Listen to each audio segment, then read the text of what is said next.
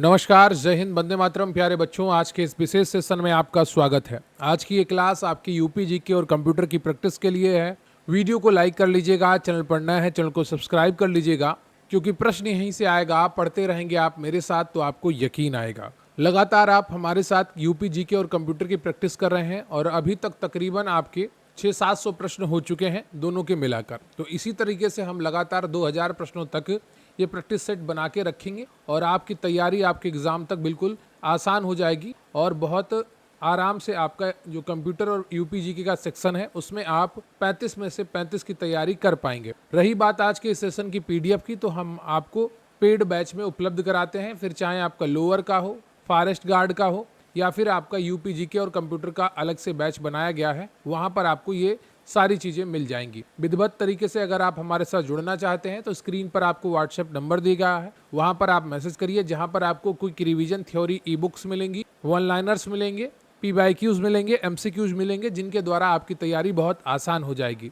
जुड़ने के लिए आपको व्हाट्सएप नंबर पर अपना एग्जाम का नाम लिखना है और या फिर यूपीजीके और कंप्यूटर लिख दीजिएगा। इससे पहले कि आपका टॉपिक शुरू हो, हम बात करेंगे वन रक्षक एवं वन्य जीव रक्षक की वेस्ट बुक के बारे में, जो चक्षु प्रकाशन की है। इस बुक में आपको 15 प्रैक्टिस सेट मिलने वाले हैं, 2 सॉल्व पेपर मिलने वाले हैं। इस बुक में आपका एग्जाम पैटर्न भी दिया गया है। स्क्रीन पर आप इंडेक्स देख सकते हैं, जिसमें आपको 2 प्रीवियस ईयर पेपर और 15 प्रैक्टिस सेट दिए गए हैं। प्रीवियस ईयर पेपर का प्रश्न है कि अचान कमार अमरकंटक बायोस्फीयर रिजर्व कहां स्थित, तो तीसरे का ऑप्शन ई सही है। इसकी व्याख्या दी गई है कि अचान कमार अमरकंटक बायोस्फीयर रिजर्व मध्य प्रदेश व छत्तीसगढ़ राज्यों में स्थित है। इसका लगभग 68% भाग छत्तीसगढ़ में तथा बाकी मध्य प्रदेश में स्थित। इसके अलावा चक्षु प्रकाशन की यूपीजीके की ऑब्जेक्टिव बुक भी आती है। इन बुक्स को लेने के लिए आप डिस्क्रिप्शन बॉक्स में दिए गए लिंक पर जा सकते हैं या फिर नजदीकी बुक स्टॉल से खरीद सकते हैं।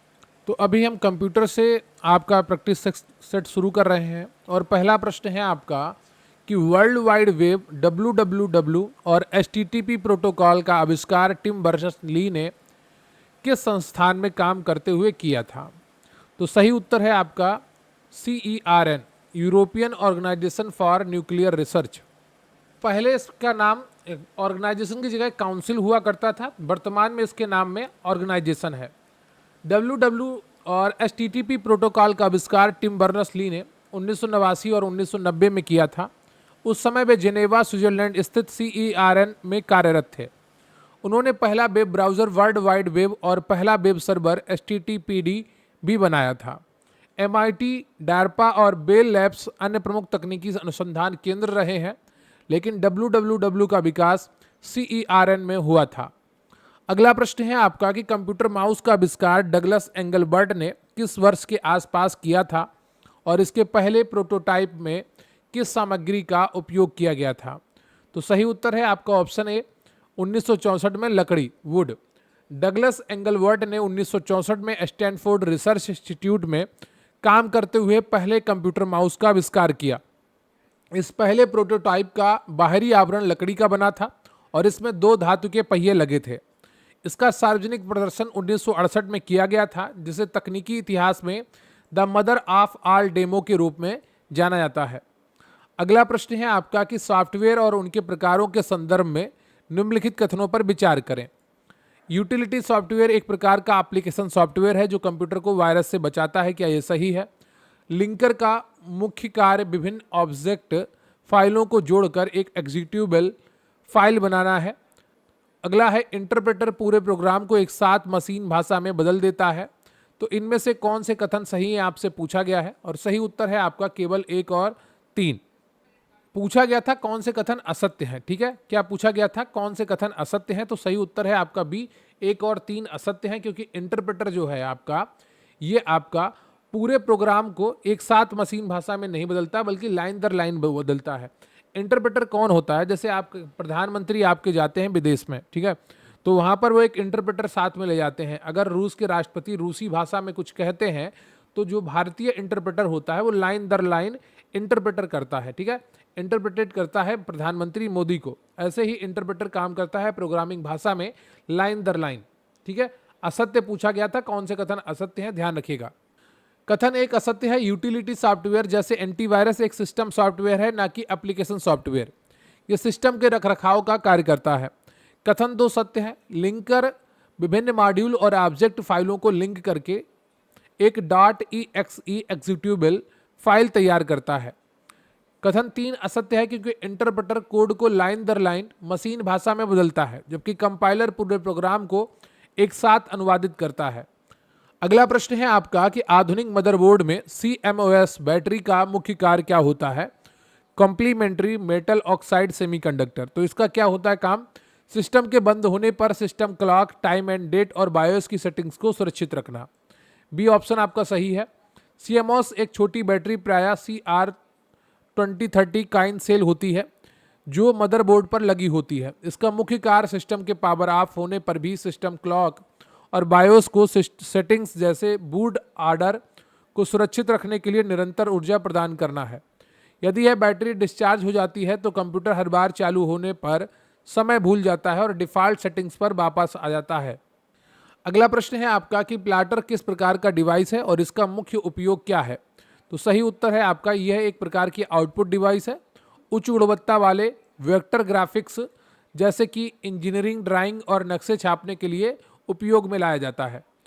प्लाटर एक विशेष प्रकार का आउटपुट डिवाइस है जो बड़े प्रिंटर के समान कार्य करता है। सामान्य प्रिंटर पिक्सल के रूप में प्रिंट करते हैं, जबकि प्लाटर पेन, पेंसिल या मार्कर का उपयोग करके निरंतर लाइन खींचते हैं। इनका मुख्य उपयोग इंजीनियरिंग ड्राइंग, आर्किटेक्चरल ब्लूप्रिंट और बड़े भौगोलिक नक्शे छापने के लिए किया जाता है। बड़े बड़े होर्डिंग्स जो आप देखते हैं नेताओं की या किसी एडवर्टीजमेंट की, तो वो सब क्या है? वो आपके प्लॉटर से छपते हैं। अगला प्रश्न है आपका कि FTP के संदर्भ में निम्नलिखित कथनों पर विचार करें। FTP क्लाइंट सर्वर आर्किटेक्चर पर काम करता है और डिफ़ॉल्ट रूप से दो पोर्ट 20 और 21 का उपयोग करता है। पोर्ट 21 का उपयोग डेटा ट्रांसफर के लिए किया जाता है। तीसरा बिंदु है कि SFTP FTP का एक सुरक्षित संस्करण है जो SSH यानी कि सिक्योर सेल पर काम करता है। तो यहाँ पर जो सही ऑप्शन है आपका वो हो जाएगा ऑप्शन बी। 1 और 3 कथन आपके सही हैं, दूसरा वाला गलत है। FTP क्लाइंट सर्वर मॉडल पर काम करता है और TCP पोर्ट 20 और 21 का उपयोग करता है। पोर्ट 21 का उपयोग कंट्रोल कमांड कनेक्शन के लिए होता है, जबकि पोर्ट 20 का उपयोग डेटा ट्रांसफर के लिए होता है। SFTF यानी कि SSH फाइल ट्रांसफर प्रोटोकॉल एक सुरक्षित प्रोटोकॉल है जो डेटा एन्क्रिप्शन के लिए SSH का उपयोग करता है, जिससे नेटवर्क पर डेटा चोरी होने का खतरा नहीं रहता है। अगला प्रश्न है आपका कि किसी नेटवर्क डिवाइस जैसे स्विच में मैक एड्रेस टेबल या कैम टेबल का मुख्य उद्देश्य क्या है? तो सही उत्तर है आपका ऑप्शन बी। प्राप्त होने वाले डेटा फ्रेम्स को सही डिवाइस के पोर्ट पर फॉरवर्ड करने के लिए मैक एड्रेस को संबंधित पोर्ट से मैप करना। ईथरनेट नेटवर्क में स्विच एक मैक एड्रेस टेबल मेंटेन करते हैं। जब स्विच को कोई डेटा फ्रेम मिलता है तो वह इस टेबल की जांच करता है ताकि यह पता चल सके कि गंतव्य मैक एड्रेस किस भौतिक पोर्ट से जुड़ा है। इसका आधार पर स्विच फ्रेम को केवल उसी विशिष्ट पोर्ट पर फॉरवर्ड करता है, जिससे नेटवर्क में अनावश्यक ट्रैफिक कम होता है और डेटा सुरक्षित रूप से अपनी मंजिल तक पहुंचता है। अगला प्रश्न है आपका कि दुनिया का पहला टैबलेट कंप्यूटर जिसे डायनाबुक कहा गया की परिकल्पना 1968 में किसने की थी, जिसका उद्देश्य बच्चों के लिए एक पोर्टेबल शैक्षिक उपकरण बनाना था? तो सही उत्तर है आपका ऑप्शन बी, एलन के। प्रसिद्ध कंप्यूटर वैज्ञानिक एलन के ने 1968 में डायनाबुक की अवधारणा प्रस्तुत की। उनका लक्ष्य सभी उम्र के बच्चों के लिए एक व्यक्तिगत कंप्यूटर टैबलेट के आकार का बनाना था, जिसे वे शैक्षिक उपकरण के रूप में इस्तेमाल कर सकें। यद्यपि डायनाबुक उस समय एक वास्तविक उत्पाद नहीं बन पाया, लेकिन इसी अवधारणा ने आधुनिक लैपटॉप और टैबलेट जैसे एप्पल आईपैड के विकास की ठोस नींव रखी थी। अगला प्रश्न है आपका कि थर्मल प्रिंटर की कार्यप्रणाली के संबंध में कौन सा कथन सही है? तो यहाँ पर जो सही कथन है आपका वो हो जाएगा B.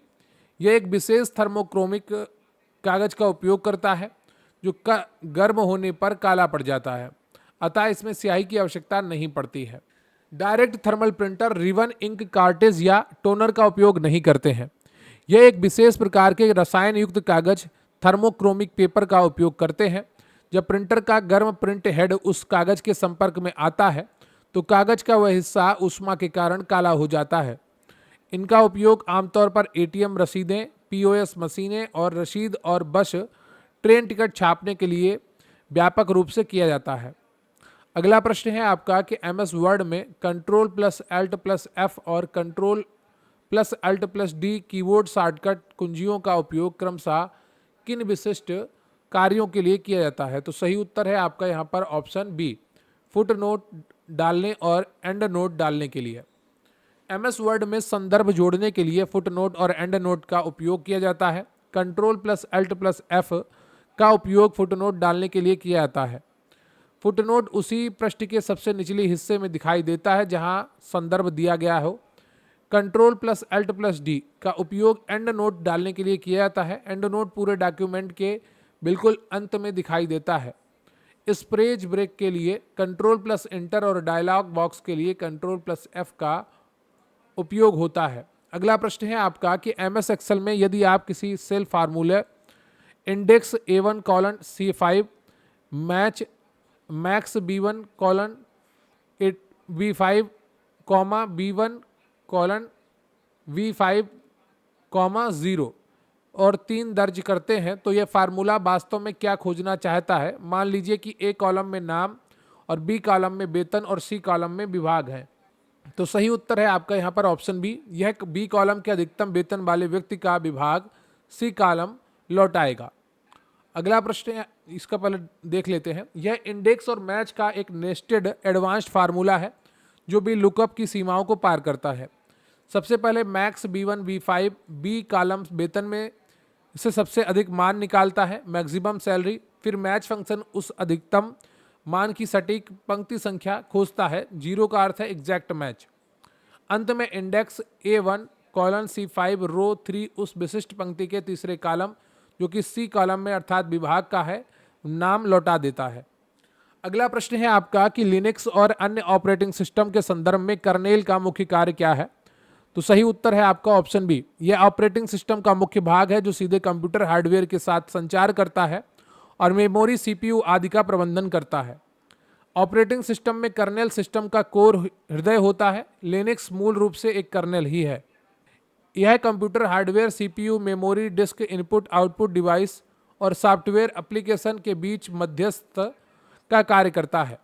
Memory management, process management और डिवाइस मैनेजमेंट कर्नेल के प्रमुख कार्य हैं। GUI जैसे जीनोम, KDE और वेब ब्राउजर एप्लीकेशन स्तर के सॉफ्टवेयर हैं, कर्नेल नहीं। अगला प्रश्न है आपका कि विश्व के प्रमुख सोशल मीडिया और वीडियो शेयरिंग प्लेटफॉर्म यूट्यूब की स्थापना किस वर्ष की गई थी और इसे गूगल ने किस वर्ष अधिग्रहित किया था? तो सही उत्तर है आपका ऑप्शन बी, स्थापना 2005 में और गूगल ने इसे 2006 में अधिग्रहित किया था। वीडियो शेयरिंग वेबसाइट यूट्यूब की स्थापना 14 फरवरी 2005 को स्टीव चेन, चार्ड हर्ले और जावेद करीम द्वारा की गई थी। ये तीनों पूर्व में पेपल के कर्मचारी थे। इसकी अपार लोकप्रियता को देखते हुए गूगल ने नवंबर 2006 में 1.65 बिलियन अमेरिकी डॉलर में इसका अधिग्रहण कर लिया। यूट्यूब पर अपलोड किया गया इतिहास का सबसे पहला video me at the zoo था जिसे सह संस्थापक जावेद करीम ने अपलोड किया था। अगला प्रश्न है आपका कि मशीन लर्निंग में सुपरवाइज्ड लर्निंग का सबसे सटीक वर्णन कौन सा विकल्प करता है? तो सही उत्तर है आपका ऑप्शन बी, एल्गोरिथम को ऐसे डेटा सेट पर प्रशिक्षित किया जाता है जिसमें इनपुट डेटा के साथ उसका सही आउटपुट पहले से दिया होता है।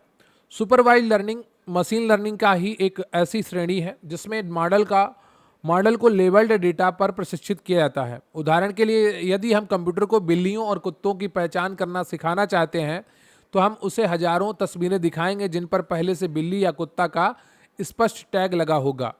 अनसुपरवाइज्ड लर्निंग का और विकल्प सी जो है वो रीइंफोर्समेंट लर्निंग का वर्णन करता है।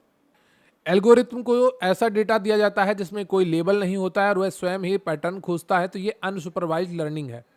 अगला प्रश्न है आपका कि हडूप इकोसिस्टम के संदर्भ में मैप रिड्यूस प्रोग्रामिंग मॉडल में मैप और रिड्यूस फेज के बीच होने वाली उस पृष्ठभूमि प्रक्रिया को क्या कहा जाता है जिसमें मैप से प्राप्त आउटपुट को कुंजी के आधार पर व्यवस्थित और समूहीकृत करके रिड्यूस को भेजा जाता है? तो इसको कहते हैं सफलिंग और सार्टिंग। बिग डेटा प्रोसेसिंग में मैप रिड्यूस एक महत्वपूर्ण फ्रेमवर्क है जो विशाल डेटा को समानांतर रूप से प्रोसेस करता है। मैप फंक्शन डेटा को की वैल्यू पेयर में जोड़ता है। इसके तुरंत बाद सफलिंग एंड सॉर्टिंग की प्रक्रिया स्वचालित रूप से होती है जो समान कुंजियों वाले सभी डेटा को एक जगह समूहीकृत और क्रमबद्ध करती है। इसके बाद यह व्यवस्थित डेटा रिड्यूस फंक्शन को भेजा जाता है जो इसे प्रोसेस करके अंतिम आउटपुट तैयार करता है। तो ये आपके कंप्यूटर के 15 प्रश्न कंप्लीट होते हैं। अब हम आगे देखेंगे यूपी जीके के 20 प्रश्न। बहुत ही इंपॉर्टेंट क्लास है, क्लास को अंत तक देखिएगा। और अगर आप अभी तक वीडियो को लाइक नहीं किया है तो लाइक कर लीजिए, चैनल को सब्सक्राइब नहीं किया है तो चैनल को सब्सक्राइब कर लीजिए।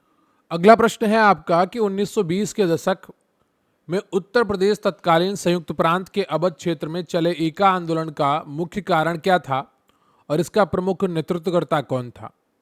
सही उत्तर है आपका ऑप्शन बी, जमींदारों द्वारा तय लगाने से 50% अधिक लगान वसूली का विरोध और मदारी पासी इसके नेतृत्वकर्ता थे। एका आंदोलन 1921-22 के अंत में उत्तर भारत के हरदोई, बहराइच और सीतापुर जिलों में किसानों के द्वारा शुरू किया गया था। इसके मुख्य कारण जमींदारों और ठेकेदारों द्वारा स्वीकृत लगान से 50% अधिक लगान वसूलना। इस आंदोलन का नेतृत्व मदारी पासी नामक एक पिछड़ी जाति के नेता ने किया था। अगला प्रश्न है आपका कि भारतीय स्वतंत्रता संग्राम की क्रांतिकारी चरण के दौरान अक्टूबर 1924 में हिंदुस्तान रिपब्लिकन एसोसिएशन की स्थापना उत्तर प्रदेश के किस शहर में की गई थी? लखनऊ, इलाहाबाद, कानपुर, वाराणसी। सही उत्तर है आपका Kanpur. Hindustan Republican association HRA का एक क्रांतिकारी संगठन था जिसकी स्थापना अक्टूबर 1924 में कानपुर में हुई थी। इसके प्रमुख संस्थापक सदस्यों में राम प्रसाद बिस्मिल, सचिंद्रनाथ सान्याल और जोगेश चंद चटर्जी शामिल थे। इसी संगठन के सदस्यों ने 9 अगस्त 1925 को प्रसिद्ध काकोरी ट्रेन एक्शन को अंजाम दिया था। बाद में 1928 में दिल्ली के फिरोज शाह कोटला में भगत सिंह और चंद्रशेखर आजाद के नेतृत्व में इसका नाम बदलकर एचएसआरए कर दिया गया था। अगला प्रश्न है आपका कि उत्तर प्रदेश की वास्तुकला के संदर्भ में लखनऊ स्थित बड़ा इमाम बाड़ा, जिसे आसफी इमाम बाड़ा भी कहते हैं, का निर्माण किस नवाब ने करवाया था और इसके केंद्रीय हाल की वास्तुकला की सबसे बड़ी विशेषता क्या है? सही उत्तर है आपका ऑप्शन बी, नवाब आसफुद्दौला। इसके निर्माण में बिना किसी बीम या खंबे के सहारे किया गया था। बड़ा इमाम बाड़ा का निर्माण अवध के नवाब आसफुद्दौला ने 1784 में अकाल राहत परियोजना के तहत करवाया था। इसकी वास्तुकला की सबसे बड़ी खासियत इसका केंद्रीय हाल है जो 50 मीटर लंबा और 15 मीटर ऊंचा है। यह हाल बिना किसी लोहे के गार्डर, बीम या खंबे के सहारे खड़ा है। इसकी छत ईंटों का आपस में फंसाकर बनाई गई है। इसमें भूल भुलैया भी स्थित है जो पर्यटकों के बीच बहुत लोकप्रिय है। अगला प्रश्न है आपका कि उत्तर प्रदेश की चित्रकला शैली के संदर्भ में बुंदेलखंड शैली को विकसित करने में किन शैलियों के मिश्रण का प्रमुख योगदान रहा है? तो सही उत्तर है आपका ऑप्शन सी, राजपूताना और मुगल चित्रकला शैली का मिश्रण। बुंदेलखंड शैली का विकास मुख्य रूप से ओरछा, मध्य प्रदेश और यूपी की सीमा और झांसी के राजाओं के संरक्षण में हुआ। यह शैली मुगल और राजपूताना राजस्थानी चित्रकला शैलियों का एक सुंदर समन्वय है। इस शैली की चित्रों में चटकीले रंगों का प्रयोग और रामायण, महाभारत तथा कृष्ण लीला के प्रसंगों का चित्रण बहुतायत में मिलता है। अगला प्रश्न है आपका कि उत्तर प्रदेश के निम्नलिखित लोक नृत्यों और उनसे संबंधित क्षेत्रों का सही से मिलान करें। तो करवा आपका जो कर्मा है वो सोनभद्र और मिर्जापुर, राई ये आपका बुंदेलखंड में, चरकुला ब्रज क्षेत्र में और नटवरी पूर्वांचल में। तो ए ऑप्शन आपका सही है। कर्मा ये सोनभद्र और मिर्जापुर में खरवार जनजाति द्वारा किया जाने वाला नृत्य है। राई ये बुंदेलखंड क्षेत्र की महिलाओं द्वारा, विशेषकर बेड़िया समुदाय की महिलाओं के द्वारा किया जाने वाला मयूर नृत्य है। चरकुला ये ब्रज क्षेत्र का एक प्रसिद्ध लोक नृत्य है जिसमें महिलाएं सिर पर कई दीपकों से बना पहिया रखकर नृत्य करती हैं। अगला प्रश्न है आपका कि हिंदी साहित्य के महान रचनाकार और उपन्यास सम्राट मुंशी प्रेमचंद, मूल नाम जिनका धनपत राय श्रीवास्तव था, का जन्म उत्तर प्रदेश के किस गांव में हुआ था और उनकी अंतिम अपूर्ण रचना कौन सी थी? तो इनका जन्म जो है वो लम्हई वाराणसी में हुआ और अपूर्ण रचना मंगलसूत्र थी। मुंशी प्रेमचंद्र का जन्म 31 जुलाई 1880 को वाराणसी के पास लम्हई गांव में हुआ था। उनका मूल नाम धनपत राय श्रीवास्तव था। उर्दू में वे नवाब राय के नाम से लिखते थे। गोदान उनका अंतिम पूर्ण उपन्यास था, जबकि उनका अंतिम उपन्यास मंगलसूत्र उनके निधन के कारण अपूर्ण रह गया था। इसे बाद में उनके पुत्र अमृत राय ने पूरा किया। मगहर में कबीरदास जी का निर्माण स्थल है और अगौना गांव में आचार्य रामचंद्र शुक्ल का जन्म हुआ था। अगला प्रश्न है आपका कि कामायनी, आंसू और लहर जैसी कालजयी रचनाओं के रचयिता जयशंकर प्रसाद का संबंध उत्तर प्रदेश के किस शहर से था, जो हिंदी साहित्य के छायावाद के 4 प्रमुख स्तंभों में से एक माने जाते हैं? तो सही उत्तर है आपका वाराणसी, सी ऑप्शन। महाकवि जयशंकर प्रसाद का जन्म 30 जनवरी 1889 को वाराणसी के एक प्रतिष्ठित सुंगनी साहू परिवार में हुआ था। वे हिंदी काव्य में छायावाद के प्रवर्तकों में से एक हैं। छायावाद के अन्य 3 स्तंभ सुमित्रानंदन पंत, सूर्यकांत त्रिपाठी निराला और महादेवी वर्मा है। उनका महाकाव्य रचना कामायनी 1936 को हिंदी साहित्य की सर्वश्रेष्ठ कृतियों में गिना जाता है। अगला प्रश्न है आपका कि उत्तर प्रदेश में स्थित यूनेस्को विश्व धरोहर स्थलों के संबंध में निम्नलिखित कथनों पर विचार करें। आगरा का किला उत्तर प्रदेश का पहला स्मारक था जिसे यूनेस्को की सूची में शामिल किया गया ताजमहल के साथ। फतेहपुर सीकरी को 1986 में यूनेस्को विश्व धरोहर स्थल घोषित किया गया था। सारनाथ का बौद्ध स्तूप यूनेस्को की विश्व धरोहर सूची में पूर्ण रूप से शामिल है। तो यहाँ पर जो सही उत्तर है आपका वो ए हो जाएगा, केवल 1 और 2 आपके सत्य हैं, तीसरा गलत है। वर्तमान में यूपी के 3 मूर्त सांस्कृतिक स्थल हैं, एक तो ताजमहल, आगरा का किला और तीसरा है फतेहपुर सीकरी। सारनाथ वाराणसी अभी यूनेस्को की टेंटेटिव लिस्ट में है, इसे पूर्ण विश्व धरोहर स्थल घोषित नहीं किया गया है। फतेहपुर सीकरी आगरा के पास को 1986 में इस सूची में शामिल किया गया था। 1983 में उत्तर प्रदेश के 2 स्मारकों ताजमहल और आगरा के किला को एक साथ यूनेस्को विश्व धरोहर सूची में शामिल किया गया था। अगला प्रश्न है आपका कि उत्तर प्रदेश पर्यटन विभाग द्वारा किस विकसित किए जा रहे पर्यटन सर्किटों में से बुद्ध सर्किट में निम्नलिखित में से कौन सा स्थान शामिल नहीं है? तो सही उत्तर है आपका डी ऑप्शन, देवा शरीफ। कपिलवस्तु, कुशीनगर और श्रावस्ती ये आपके बुद्ध सर्किट में शामिल है। देवा शरीफ बाराबंकी जिले में स्थित है और ये प्रसिद्ध सूफी संत हाजी बारिश अली शाह की मजार है। यह सूफी सर्किट का हिस्सा हो सकता है लेकिन बुद्ध सर्किट का नहीं। बुद्ध सर्किट उन स्थानों का समूह है जो भगवान बुद्ध के जीवन से जुड़े हैं। उत्तर प्रदेश में बुद्ध सर्किट के प्रमुख स्थल सारनाथ, कुशीनगर, श्रावस्ती, कपिलवस्तु, कौशाम्बी और शंकिसा फर्रुखाबाद है। अगला प्रश्न है आपका कि उत्तर प्रदेश की सबसे बड़ी जनजातियों में से एक थारू जनजाति के सामाजिक रीति रिवाजों के संबंध में कौन सा कथन असत्य है? तो थारू जनजाति में बदला विवाह की प्रथा प्रचलित है, सही है। ये लोग दीपावली के त्यौहार को शोक के पर्व के रूप में मनाते हैं, सही है। थारू समाज मूल रूप से घोर पितृसत्तात्मक है जहाँ महिलाओं की स्थिति बहुत निम्न है। इन्हें बजहर नामक एक पारंपरिक पर्व बड़े हर्षोल्लास से मनाया जाता है। तो सही उत्तर है आपका ऑप्शन सी। थारू समाज मात्र सत्तात्मक व्यवस्था के तत्व पाए जाते हैं। थारू महिलाओं की समाज और परिवार में मजबूत स्थिति होती है और उन्हें संपत्ति में भी अधिकार प्राप्त होता है। ये जनजाति दीपावली को अपने पूर्वजों के स्मरण और शोक के दिन के रूप में मनाती है जिसे वे रोटी देना कहते हैं। थारू लोग मुख्य रूप से उत्तर प्रदेश के तराई क्षेत्रों लखीमपुर खीरी, बहराइच, श्रावस्ती आदि में निवास करते हैं। अगला प्रश्न है आपका कि उत्तर प्रदेश की अपवाह प्रणाली नदियों के संदर्भ में निम्नलिखित कथनों पर विचार करें। गोमती नदी का उद्गम फुलहर झील पीलीभीत से होता है जो कि एक मैदानी उद्गम है, बिल्कुल सही बात है। हिंडन नदी यमुना की एक प्रमुख सहायक नदी है, ये भी सही बात है।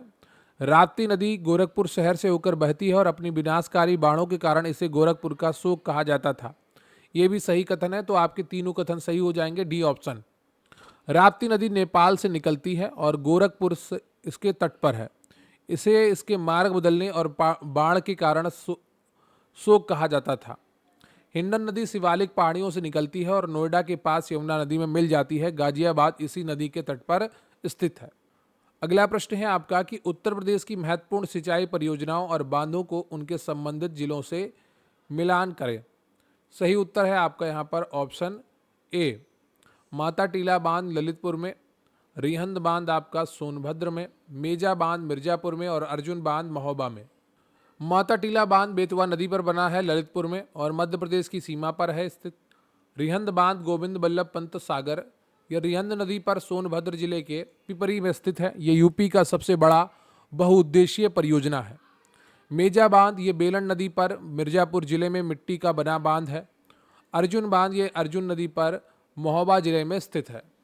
अगला प्रश्न है आपका कि उत्तर प्रदेश की भौतिक संरचना और मृदा के संबंध में राज्य के किस भौगोलिक क्षेत्र में मुख्य रूप से भाबर और तराई क्षेत्र पाए जाते हैं और इसकी क्या विशेषता है? तो सही उत्तर है आपका ऑप्शन सी, उत्तरी शिवालिक तलहटी क्षेत्र, कंकरीली, पथरीली और दलदली भूमि। भाबर क्षेत्र हिमालय शिवालिक के ठीक नीचे स्थित है, जो कंकड़ पत्थरों से बना है। यहाँ नदियाँ अक्सर पत्थरों के नीचे विलुप्त हो जाती हैं। सहारनपुर से पीलीभीत तक इसका विस्तार है। तराई क्षेत्र भाबर के ठीक दक्षिण में स्थित है, जहाँ विलुप्त नदियाँ पुनः सतह पर आती हैं, जिससे यह क्षेत्र नम और दलदली हो जाता है। तराई क्षेत्र गन्ना और धान की खेती के लिए अत्यंत उपयुक्त है। अगला प्रश्न है आपका कि वन्यजीव संरक्षण के क्षेत्र में उत्तर प्रदेश का एकमात्र दुधवा राष्ट्रीय उद्यान मुख्य रूप से किन प्रजातियों के संरक्षण के लिए विश्व प्रसिद्ध है और यह किस जिले में स्थित है? तो सही उत्तर है आपका यहाँ पर ऑप्शन बी, बारहसिंगा, एक सींग वाले गैंडा और बाघ लखीमपुर खीरी। दुधवा नेशनल पार्क लखीमपुर खीरी जिले में भारत नेपाल सीमा पर स्थित है। इसे 1970 में राष्ट्रीय उद्यान का दर्जा दिया गया था और 1987-88 में टाइगर रिजर्व घोषित किया गया था। यह मुख्य रूप से बाघ, बारहसिंगा और 1984 में असम से पुनर्वासित किए गए एक सींग वाले गैंडों के संरक्षण के लिए प्रसिद्ध है। अगला प्रश्न है आपका कि उत्तर प्रदेश में पाए जाने वाले खनिज और उनकी प्राप्ति स्थल वाले जिले का कौन सा युग्म सही सुमेलित नहीं है? तो सही उत्तर है आपका ऑप्शन डी, तांबा, प्रयागराज, इलाहाबाद। प्रयागराज इलाहाबाद का शंकरगढ़ क्षेत्र सिलिका सैंड, कांच, बालू के लिए विश्व प्रसिद्ध है। उत्तर प्रदेश भारत में डायस्पोर का एक प्रमुख उत्पादक राज्य है, जो बुंदेलखंड क्षेत्र महोबा में प्रचुर मात्रा में मिलता है। राज्य में एकमात्र यूरेनियम भंडार ललितपुर में है। अगला प्रश्न है आपका कि उत्तर प्रदेश में पंचायती राज व्यवस्था के त्रिस्तरीय ढांचे में क्षेत्र पंचायत का प्रमुख कौन होता है और उसका चुनाव कैसे होता है? तो सही उत्तर है आपका यहाँ पर ऑप्शन बी, ब्लॉक प्रमुख, प्रमुख क्षेत्र पंचायत के चुने हुए सदस्यों द्वारा अप्रत्यक्ष रूप से चुना जाता है। उत्तर प्रदेश में त्रिस्तरीय पंचायती राज व्यवस्था है। ग्राम पंचायत, क्षेत्र पंचायत और जिला पंचायत। क्षेत्र पंचायत के सदस्यों का चुनाव बीडीसी मेंबर्स जनता द्वारा प्रत्यक्ष रूप से किया जाता है, अक्सर प्रधानी के चुनाव के साथ में होता है। ये चुने हुए सदस्य अपने बीच से एक अध्यक्ष चुनते हैं, जिसे ब्लॉक प्रमुख कहा जाता है, अतः इसका चुनाव अप्रत्यक्ष होता है। बीडीओ यानी कि ब्लॉक डेवलपमेंट ऑफिसर क्षेत्र पंचायत का प्रशासनिक अधिकारी होता है, राजनीतिक प्रमुख नहीं। अगला प्रश्न है आपका कि उत्तर प्रदेश की अर्थव्यवस्था मुख्य रूप से कृषि पर आधारित है। कृषि क्षेत्र के बाद राज्य में सबसे अधिक रोजगार प्रदान करने वाला दूसरा सबसे बड़ा उद्योग कौन सा है? तो सही उत्तर है आपका ऑप्शन बी, हथकरघा और वस्त्र उद्योग। उत्तर प्रदेश में कृषि के बाद हथकरघा और वस्त्र उद्योग सबसे बड़ा रोजगार प्रदाता है। वाराणसी की सिल्क साड़ियाँ, भदोई की कालीन, मऊ और आजमगढ़ के हथकरघा उत्पाद राज्य की अर्थव्यवस्था में बड़ा योगदान देते हैं। चीनी उद्योग राज्य की सबसे बड़ा कृषि आधारित संगठित उद्योग है। अगला प्रश्न है आपका कि उत्तर प्रदेश में औद्योगिक विकास को गति देने के लिए स्थापित उत्तर प्रदेश राज्य औद्योगिक विकास निगम यूपीएसआईडीसी का मुख्यालय कहाँ स्थित है? तो ये मुख्यालय आपका कानपुर में स्थित है। उत्तर प्रदेश के राज्य औद्योगिक विकास निगम की स्थापना 1961 में हुई थी। इसका मुख्यालय कानपुर में स्थित है। इसका मुख्य कार्य राज्य में औद्योगिक क्षेत्रों का विकास करना, जमीन का अधिग्रहण और आवंटन करना है। कानपुर को ऐतिहासिक रूप से उत्तर भारत का मैनचेस्टर कहा जाता है, इसलिए इसे औद्योगिक विकास का केंद्र बिंदु बनाया गया था। अगला प्रश्न है आपका कि करंट अफेयर्स का प्रश्न है, उत्तर प्रदेश सरकार द्वारा भूमि सर्वेक्षण को पारदर्शी बनाने, लंबित सीमांकन मामलों को सुलझाने और अवैध अतिक्रमण को रोकने के लिए हाल में कौन सा उन्नत तकनीकी संचालित अभियान शुरू किया गया है? तो सही उत्तर है आपका यहाँ पर सी ऑप्शन, डिजी रोवर। मुख्यमंत्री योगी आदित्यनाथ द्वारा हाल ही में राजस्व प्रशासन में सुधार के लिए डिजी रोवर अभियान लॉन्च किया गया है। ये GNSS global navigation satellite system तकनीकी पर आधारित एक उन्नत भूमि सर्वेक्षण पहल है। इस अभियान के तहत राज्य की सभी तहसीलों में आधुनिक उपकरणों की मदद से भूमि की सटीक पैमाइश की जा रही है।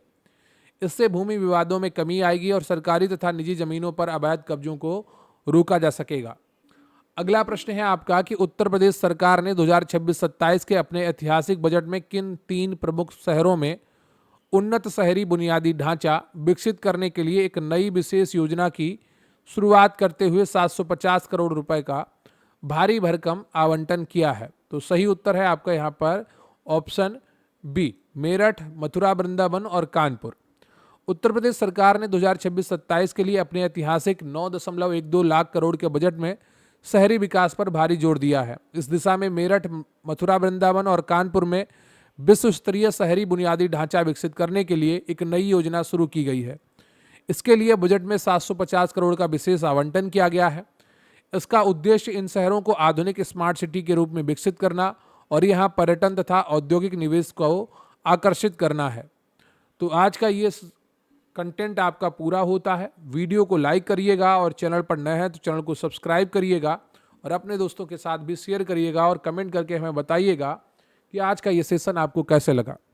हमारा प्रयास रहता है कि निरंतर आपको एक अच्छा मॉक टेस्ट देने का जो आपके एग्ज़ाम से ओरिएंटेड हो, जो नया आयोग का पैटर्न है उससे मिला जुला हो, और हमें लगता है कि हम उसमें सफल हो रहे हैं, क्योंकि जो अभी आपके हाल में पेपर हुए हैं उनमें हमारे मॉक टेस्ट से काफ़ी प्रश्न आए थे और नोट्स भी हम आपको लगातार प्रोवाइड करवा रहे हैं, फिर चाहे लोअर पीसीएस का हो, यूपीजी के कंप्यूटर या फॉरेस्ट गार्ड का हो। अगर आप भी अच्छे से तैयारी कर रहे हैं और भी अच्छे से करना चाहते हैं, सुव्यवस्थित नोट्स पाना चाहते हैं, तो आज ही हमारे साथ जुड़िए। आपको बहुत अच्छा कंटेंट हम उपलब्ध कराएंगे और आपकी तैयारी को एक नया आयाम देंगे। रही बात पीडीएफ नोट्स की, तो स्क्रीन पर आपको व्हाट्सएप नंबर दिख रहा होगा जहां पर आप मैसेज कर सकते हैं और हमारे साथ जुड़ सकते हैं। सारी जानकारी आपको व्हाट्सएप नंबर पर उपलब्ध करवा दी जाएगी। तो अच्छे से सोच विचार कर आप अच्छे नोट्स के लिए अगर खोज रहे हैं, खोज में हैं, तो हम आपकी वो सहायता करेंगे और उस खालीपन को दूर करेंगे जहां आपके पास अच्छे नोट्स नहीं होते हैं और अपडेटेड कंटेंट नहीं होता है। हम आपको लगातार अपडेटेड कंटेंट भी उपलब्ध कराएंगे। बहुत कम फीस में आपको लगातार हम नोट्स उपलब्ध करवाते रहेंगे। तो अगर आप सुव्यवस्थित नोट्स चाहते हैं और डेली ये जो मॉक टेस्ट मैं कराता हूँ सप्ताह में आपके 3 से 4 हो जाते हैं, तो उनकी पीडीएफ्स भी हम आपको उपलब्ध कराएंगे। तो आज के लिए बस इतना ही, मिलेंगे फिर किसी अन्य वीडियो में। जब तक अपना ख्याल रखिए। जय हिंद, जय भारत।